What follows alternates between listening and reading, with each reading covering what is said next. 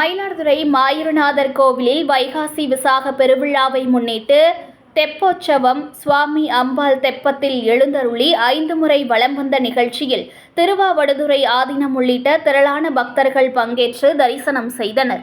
மயிலாடுதுறை மாவட்டம் மயிலாடுதுறையில் அபயாம்பிகை அம்மன் மயில் உருவில் சிவனை பூஜித்த சிறப்புக்குரிய பிரசித்தி பெற்ற 1500 ஆண்டுகளுக்கு மேல் பழமை வாய்ந்த ஸ்ரீ மாயூரநாதர் கோவில் அமைந்துள்ளது. திருவாவடுதுறை ஆதீனத்திற்கு சொந்தமான இக்கோவிலில் வைகாசி விசாக பெருவிழா கடந்த 1ஆம் தேதி கொடியேற்றத்துடன் தொடங்கியது. விழாவின் சிகர நிகழ்வான தெப்ப திருவிழா நடைபெற்றது. ஸ்ரீ மாயூரநாதர், ஸ்ரீ அபயாம்பிகை அம்மன் பிரம்ம தீர்த்த குளத்தில் மின் ஒளியால் அலங்கரிக்கப்பட்ட தெப்பத்தில் எழுந்தருள செய்யப்பட்டனர். மகா தீபாராதனை செய்யப்பட்டு 5 முறை தெப்பம் வலம் வந்தது.